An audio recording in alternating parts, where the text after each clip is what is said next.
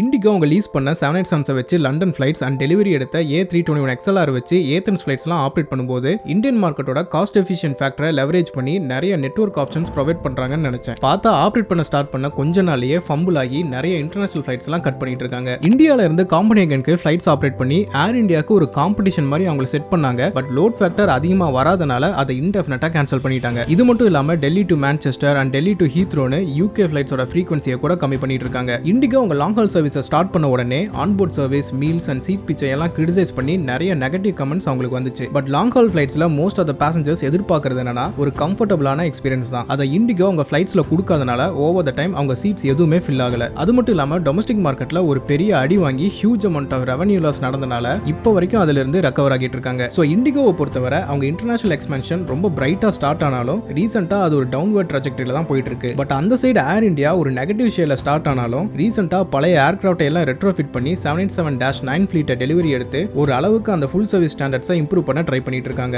ஏர் இந்தியாவோட European பிரசன்ஸை increase பண்றதுக்காக ரீசெண்டா லுஃப்தான்சா குரூப் கிட்ட ஒரு பார்ட்னர்ஷிப் கூட சைன் பண்ணாங்க. யூஎஸ்ல சவுத் வெஸ்ட் ஏர்லைன்ஸ் இனிமேல் லோ காஸ்ட் பிசினஸ் மாடல் எல்லாம் ஒர்க் அவுட் ஆகாதுன்னு ஃபுல் சர்வீஸ்க்கு டிரான்சிஷன் ஆகிட்டு இருக்காங்க. அதே மாதிரி இண்டிகோவும் ஏதாச்சும் பண்ணாதான் இன்டர்நேஷனல் மார்க்கெட்ல சஸ்டெயின் ஆக முடியும். 2026ல கூட long haul low cost business மாடல்ல பிராக்டிஸ் பண்ணணும்னு நினைச்சாங்கன்னா அது ஹிஸ்டாரிக்கலி ஒரு failure business model and Indian பீப்புளோட பையிங் பிஹேவியர்ஸும் சேஞ்ச் ஆகிட்டு இருக்கு. டொமஸ்டிக் ரூட்ஸ் அப்படி இல்லைன்னா ஒரு 3 to 4 hours இருக்க ஷார்ட் ஹால் ரூட்ஸ்ல வேணா பேசஞ்சர் சரி போனா போதுன்னு வருவாங்க. 6 to 8 hours இருக்க லாங் ஹால் ஃபிளைட்ஸ்ல எல்லாம் extra baggage, hot meals and நல்ல லெக் ஸ்பேஸ் இருக்க சீட்னு ஒரு கம்ஃபர்டபிள் எக்ஸ்பீரியன்ஸ் தான் எல்லாரும் எதிர்பார்ப்பாங்க. இதை பத்தி உங்க தாட்ஸ் கீழே கமெண்ட்ல சொல்லுங்க. நான் உங்களை இன்னொரு வீடியோல மீட் பண்றேன்.